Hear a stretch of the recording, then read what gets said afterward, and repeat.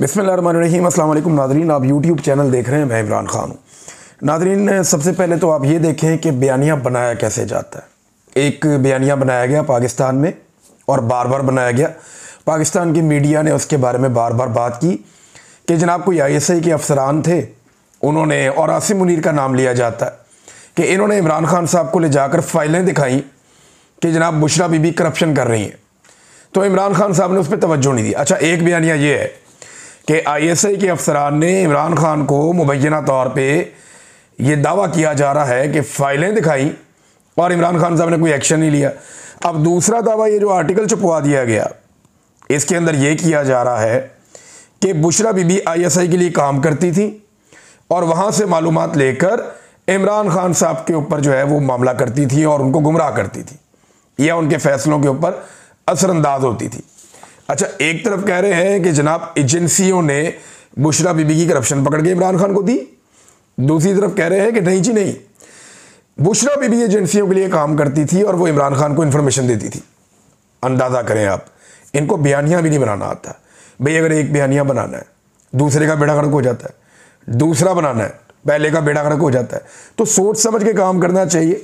जब बहुत बुरे हालात हो जाते हैं ना, बेड़े ही गर्क हो जाता है, तो तब फिर बयानिए भी इसी तरह के बनते हैं, 2 नंबर किस्म के, फ्रॉड किस्म के बयानिए। अब ये एक आसिम मुनीर साहब ने एक स्टेटमेंट दिया था माजी में।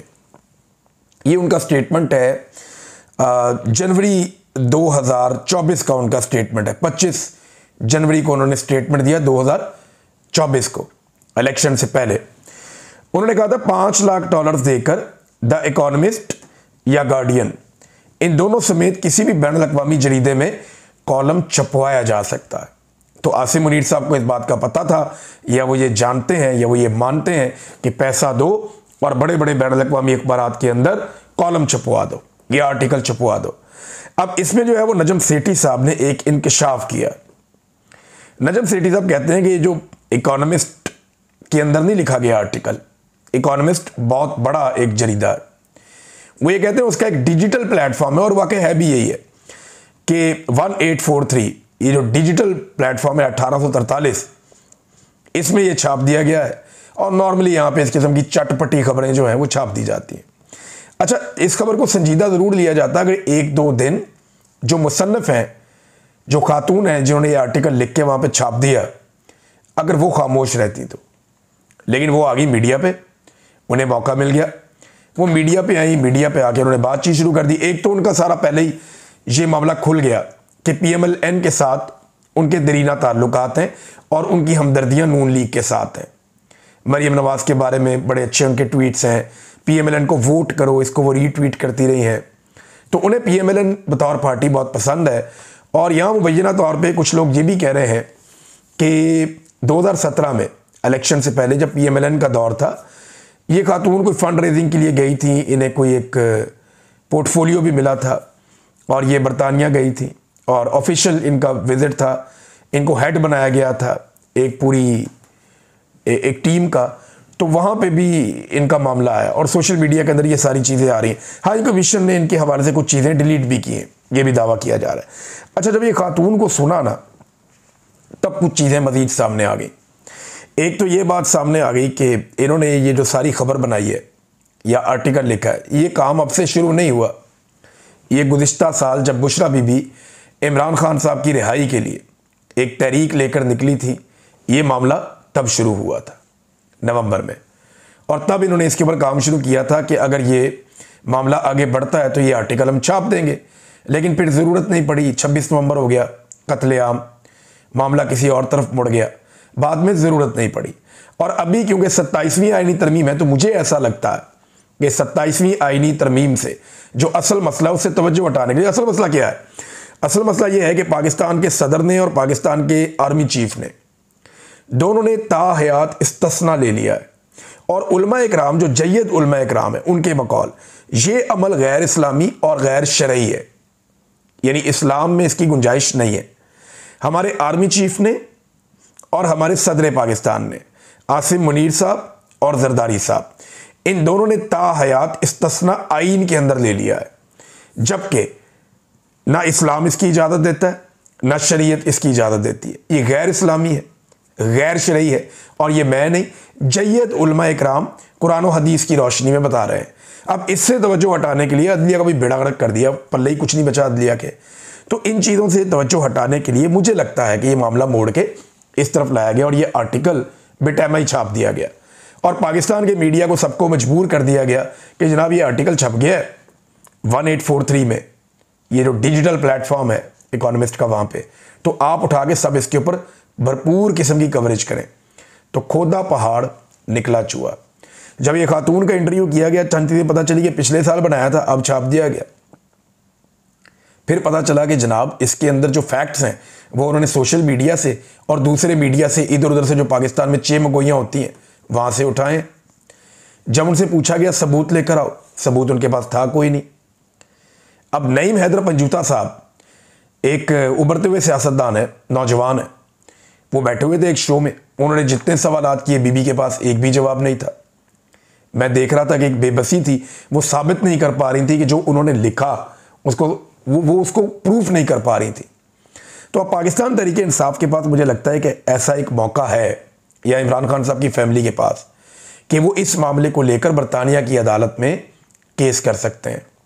क्योंकि स्टोरी जो है वो इसी तरह के छापी गई है कि वहाँ से ये बात, वहाँ से ये बात, वहाँ से ये बात, अपने तौर पे कोई ऐसी तहकीक वो नज़र नहीं आ रही, या कुछ सबूतों की बात की गई हो कि हमारे पास सबूत है, इसके कुछ दिखाई नहीं दे रहा, भी उसने ये कह दिया, उसने ये कह दिया, वहाँ से ये पढ़ लिया, यहाँ से ये पढ़ लिया। ये इस किस्म की स्टोरी है। लेकिन इसके अंदर क्योंकि एक बदनामी हुई है, इसको एस्टेब्लिश करके, यानी 2 मरहलों में होगा। सबसे पहले ये होगा कि अदालत में ये केस किया जाएगा कि जनाब ये हमारे साथ किया गया। पहले इसके ऊपर आप देखें कि ये डेफेमेशन है, तो जब अदालत कहेगी जी बिल्कुल डेफेमेशन है, तो फिर उसको कहा जाएगा कि अब आपने ये इल्ज़ाम लगाए, ये साबित करें। तो ये इल्ज़ामात कैसे कोई साबित करेगा, होते उनके पास तो वो अदालत में बता देती, लेकिन अदालत में भी वो कुछ बताने में कामयाब नहीं हुई, बल्कि नाकाम हुई। तो नाज़रीन, एक और चीज़ यहाँ पे सामने आती है। आसिम मुनीर साहब को जब DGISI के ओहदे से हटाया गया, तो ये बात इमरान खान साहब ने भी बताई थी और जुल्फी बुखारी ने भी बरतानिया में ये बात कंफर्म की थी। उन्होंने ये कहा था कि जब आसिम मुनीर साहब को DGISI के ओहदे से इमरान खान साहब के दौरे हुकूमत में हटाया गया, तो उन्होंने बुशरा बीबी से बात करने की दरख्वास्त की थी कि मेरा बुशरा बीबी से रब्ता करवाया जाए। अब रब्ता इसीलिए ना कोई बातचीत हो जाए, मेरी रास्ता मेरा बच जाए, ओहदे से हटाया जा रहा है वो ना हटाया जाए। लेकिन बुशरा बीबी ने मुलाकात नहीं की, या मुस्तरद कर दिया मुलाकात की, जो एक उनकी दरख्वास्त थी उसको। अब उसके बाद आप देखें कि बुशरा बीबी के ख़िलाफ़ इस निज़ाम में पूरी एक नफ़रत है। ये जो आर्टिकल नाज़रीन अभी आपने पढ़ा, इससे मिलती जुलती चीज़ें जब मैं ISI की कैद में था तो उन्होंने मुझे भी दी थी, बल्कि उसके अंदर पॉइंट्स उन्होंने मुझे लिखवा के, बल्कि खुद लिख लिख के दिए थे। उन्होंने कहा था जी इसके ऊपर आपने पूरी एक वीडियो बनानी है इन पॉइंट्स के ऊपर। मैंने कहा जी मैं जानता ही नहीं इन बातों को। तो इस तरह की बहुत सारी चीज़ें ISI के लोग मजबूर करते थे कि आप लोग ये बोलें, ये स्टेटमेंट आप दें। मैंने वो स्टेटमेंट नहीं दिया, लेकिन वो इससे मिलता जुलता ही था कि जनाब वो जादू करती हैं, तो वो टूना करती हैं, तो उनको जो है वो उनका एक तरीकाकार है वो, और बहुत गंदी बातें इसके अलावा भी थी जो इस आर्टिकल में भी नहीं है, बहुत सारी गंदी बातें। तो वो उस वक्त मुझे मजबूर कर रहे थे कि ये बात कहो। तो उससे मुझे अंदाज़ा हुआ कि ये ISI के लोग जो हैं, या इनको कहा गया है या ये खुद से कर रहे हैं, ये बुशरा बीबी पर बहुत गुस्से में है और ये एजेंसी उनके बहुत खिलाफ है। उस वक्त मुझे इस बात का आइडिया हुआ था। चंद चीज़ों का जिनका मुझे आइडिया हुआ, एक ये हुआ कि बुशरा बीबी के ये लोग बहुत खिलाफ हैं। एक मुझे पता चला कि अरशद शरीफ के केस में बहुत डरे हुए हैं। दूसरा, ये जनरल फैज़ हमीद और इमरान खान साहब, इन दोनों के बड़े खिलाफ हैं और जनरल फैज़ हमीद पे कोई बहुत गुस्सा है ये मौजूदा एस्टेब्लिशमेंट को। तो भाई वो आपस की लड़ाई है, लड़ो आपस से जितना मर्जी। जनरल फैज़ हमीद भी कोई आसमान से उतरा हुआ तो नहीं था, वो भी सियासी मुदाखलत करता था, वो भी गंद मारता था। मैं कहता हूँ जनरल फैज़ हमीद को करप्शन की बजाय और बाकी चीज़ों की बजाय सियासत में मुदाखलत पे बदतरीन सज़ा देनी चाहिए और ऐसी मिसाल कायम करनी चाहिए कि उसके बाद आने वाले जितने भी DGISI हैं उनको भी लपेटो। यानी नदीम अंजुम साहब ने भी सियासत में बदतरीन मुदाखलत की है, इनको भी पकड़ो और ये बाकियों को भी पकड़ो। लेकिन अगर जनरल फैज़ हमीद तक ये मामला रुकना है तो ये नहीं होना चाहिए, ये फिर मामला आगे बढ़ना चाहिए, पीछे भी जाना चाहिए। सबको पकड़ो, इनकी कब्रों के ट्रायल करो। ये जो जर्नैल पाकिस्तान को मार्शल लॉ लगा लगा के बेड़ा गर्क करके गए ना, जिन्होंने पाकिस्तानियों को जंगों के अंदर झोंक दिया, गैरों की जंगों में, और आग लगाई पूरे पाकिस्तान में, इन सब से आज भी जवाब मांगा जाना चाहिए। तो बहरहाल बुशरा बीबी पे गुस्सा तो बहुत था, ये तो मैंने फील भी किया था, और अब एक आर्टिकल भी आ गया आपके सामने। लेकिन इससे फ़र्क क्या पड़ा? इमरान खान साहब की इज्जत को कोई फ़र्क पड़ा? तो बज़ाहिर ऐसा कुछ नहीं हुआ। ये आज 3.5 साल हो गए रजीम चेंज ऑपरेशन को, 3.5 साल से भी ज़्यादा हो गए। अगर मामला बार बार घूम के इमरान खान साहब की खानगी ज़िंदगी पे ही आता है, तो जाओ भाई जाके अडयाला जेल में माफ़ी मांग लो इमरान खान से, और क्या करना है। यानी अगर घूम फिर के मामला बार बार इमरान खान साहब की खानगी ज़िंदगी, उनकी निजी ज़िंदगी, उनकी बीवी, इन मामलात पे ही आना है, तो भाई जाके इमरान खान से माफ़ी मांग लो। आपको इस लेवल की घटिया लड़ाई लड़ना ज़ेब ही नहीं देता, ये होना ही नहीं चाहिए, इसकी कोई गुंजाइश ही नहीं होनी चाहिए। नाज़रीन, मंसूर अली शाह साहब, क्योंकि अब देखें ना जजेस इस्तीफ़े दे रहे हैं, बहुत सारी जगहों से खबरें आ रही हैं, और आहिस्ता आहिस्ता जो जजेस पहले इस्तीफ़े दे चुके हैं वो बात करना शुरू हो गए। वकला के अंदर एक बेचैनी पैदा हो रही है।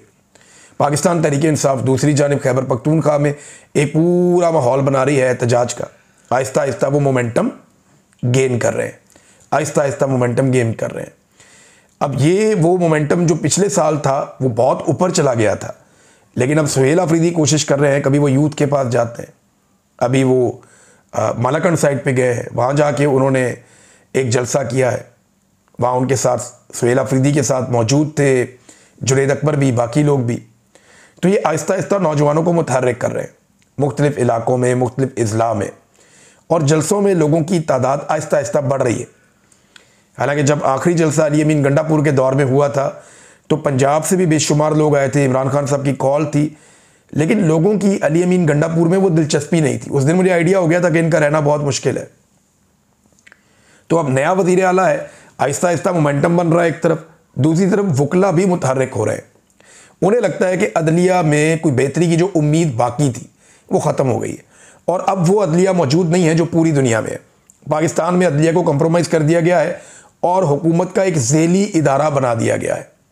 यहाँ पे जस्टिस मंसूर अली शाह साहब अपना पहला खिताब कराची में करेंगे वकला से, और वहाँ पे जो वकला तंजीमें उन्होंने फैसला किया कि उनका बेहतरीन इस्तकबाल किया जाएगा। अब सवाल ये पैदा होता है कि क्या वकला मौजूदा फस्तायत के ख़िलाफ़ भरपूर तरीके से खड़े हो पाएंगे। मैं एक चीज़ आपको बताता हूँ कि जब परवेज़ मुशर्रफ का दौर था और वकला एक तहरीक चली थी, वो अब तक की सबसे तगड़ी और बड़ी वकला तहरीक थी, तो उसमें आप चंद चीज़ें याद रखिएगा कि बड़े बड़े वकला के नाम थे। दूसरा, उसके पीछे फंडिंग बड़ी इन्वॉल्व थी, यानी पीपल्स पार्टी, PMLN, फिर इनकी बड़ी बड़ी फंडिंग होती है, तो उसके पीछे पैसा, फंडिंग बहुत बड़े पैमाने पर इन्वॉल्व थी। दूसरा, एस्टेब्लिशमेंट का एक पूरा हिस्सा वो सपोर्ट भी कर रहा था वकला तहरीक को। इन चीज़ों की मौजूदगी में वकला ने बड़ी शानदार तहरीक चलाई थी। मैं ये नहीं कह रहा कि सारे ही कंप्रोमाइज़ थे, लेकिन मैं ये कह रहा हूँ कि कहीं ना कहीं एस्टेब्लिशमेंट में नरमी थी एक हिस्से में कि ठीक है ये अपना काम करें, थोड़ी गुंजाइश मौजूद थी। दूसरा, पैसा बड़े पैमाने पे इस्तेमाल किया गया था और काला कोट छा गया था उसके बाद। अब जो है वो क्या ये सारा कुछ हो पाएगा? क्या वकला खुद से एक तहरीक अपनी अदलिया की आज़ादी के लिए खड़ी कर पाएंगे? क्योंकि अब जजेस इस्तीफे देकर आ रहे हैं और ये बड़ी हौलनाक सूरत हाल है। अगर इसमें और जजेस शामिल हो जाते हैं तो ये एक ताकतवर वकला तहरीक बन सकती है। लेकिन मैं फिर ये कहूँगा कि एस्टेब्लिशमेंट और वकला के बीच में जब पेचा पड़ेगा तो तब पता चलेगा कि कौन कितने पानी में है। नाज़रीन, स्पेन में मेरी मुलाकात कुछ दोस्तों के हमरा, क्योंकि एक इकट्ठा था, वहाँ बहुत सारे और लोग भी बैठे थे। मेरी उमर डार से मुलाकात हुई और मूनस सलाई से भी मुलाकात हुई। तो मूनस सलाई ने मुझे बताया कि उनके ऊपर जो इंटरपोल में केस बनाया गया था वो ख़त्म हो गया। तो मैंने उनसे पूछा जी आपके ऊपर केस क्या बनाया था? उन्होंने कहा जी केस बनाया हुआ था और पॉलिटिकली मुझे यहाँ पे कोशिश कर रहे थे, बहुत सारे इल्ज़ाम थे कि इंटरपोल के ज़रिए मुझे पकड़ें, लेकिन जो इसकी तफसीलात हैं वो ये हैं कि इंटरपोल में पाकिस्तानी गवर्नमेंट साबित ही कुछ नहीं कर पाई। अब मैं आपको ये बताता हूँ, ये साबित करें या ना करें, एक परसेप्शन बनी हुई है पाकिस्तान के बारे में, क्योंकि पाकिस्तान में ज़्यादातर जो केसेस बनते हैं सियासतदानों पे, सहाफ़ियों पे, शायरों पे, समाजी शख्सियात पे, वो ज़्यादातर केसेस बनते हैं पॉलिटिकली मोटिवेटेड केसेस, सियासत की वजह से बनते हैं कि अगर आपकी सियासत जो है वो एस्टेब्लिशमेंट के साथ मिल गई है तो आप पे कोई केस नहीं बनेगा, अगर आप एस्टेब्लिशमेंट के ख़िलाफ़ हो गए फिर आप पे बहुत सारे केस बनेंगे। तो इसलिए जो इंटरपोल है वो इनके रेड वारंट अमूमन जारी नहीं करते, या वो पाकिस्तान की बात मानते नहीं है ऐसे केसेस में। उनके पास आसान तरीका होता है, वो उसको गूगल करके भी देख ले तो पता चल जाता है कि ये आदमी सियासतदान है और आजकल इसकी एस्टेब्लिशमेंट के साथ बिगड़ी हुई है। तो मोहम्मद सराई को ये इसमें कामयाबी शायद इसलिए मिल गई है और पाकिस्तान की हुकूमत जो है कुछ कर नहीं पाई। नाज़रीन, एक और बहुत बड़ी खबर है, ये एक करैक्टर है और इसकी कुछ ईमेल्स लीक हो गई। करैक्टर का नाम है जेफरी एप्स्टेन। इनकी कुछ ईमेल्स लीक हो गई हैं, अब दुनिया में नहीं है, और इसकी ईमेल जो है उनमें बड़े बड़े लोगों के साथ इसके ताल्लुकात हैं, पता चल रहा है, यानी सऊदी अरब और कतर के हुक्मरानों के साथ भी, ट्रंप के हवाले से भी उसमें चीज़ें हैं, बहुत सारे और लोगों के हवाले से चीज़ें हैं। कुछ 9 बड़े इंकशाफात अब तक जो बैनुल-अक़वामी रिपोर्टें हैं उनके मुताबिक सामने आए। अब ये जो करैक्टर था इसके बारे में सब जानते हैं कि किस लेवल का एक करैक्टर था, और इसराइल का बड़ा प्रो था, बहुत इसराइल को बहुत पसंद करता था। तो इस करैक्टर की जानिब से इसकी ईमेल्स लीक होना और उनके अंदर इमरान खान का तस्करा होना, ये बड़ी अजीब चीज़ है। अच्छा, शुरू में ये हुआ कि जैसे ही ये ईमेल्स लीक हुई तो बहुत सारे लोगों ने इसको एक फ़ायदे के तौर पे लिया और उन्होंने रोला डाल दिया जनाब पाकिस्तान में कि जनाब देखें जी, इमरान खान साहब के बारे में ये एप्स्टेन फाइल्स आ गई हैं और उसमें इमरान खान का अब पता चलेगा। तो लोगों ने रोला डाल दिया जनाब कि ये तो यहूदी एजेंट है। पहले से ये कहते हैं इमरान खान को इसराइली एजेंट है, कोई यहूदी एजेंट कहता है, कोई कुछ कहता है, कोई कुछ कहता है। पाकिस्तान में जिसकी ज़बान पे जो आता है लोग कह भी देते हैं। तो इमरान खान के खिलाफ बहुत प्रोपेगेंडा किया गया इस मामले में। लेकिन जब ये सारी तफसीलात सामने आई और इसके ऊपर बैनुल-अक़वामी कुछ सहाफ़ियों ने रिपोर्ट किया तो फिर सब की आंखें खुली की खुली रह गई।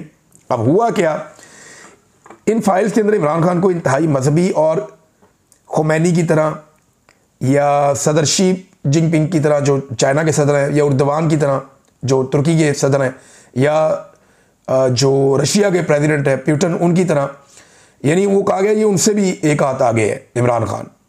ये आदमी इमरान खान के बारे में कह रहा है और इनके ख्यालात जो है वो मगरिब की एलीट को नफरत की हद तक तकलीफ देते हैं।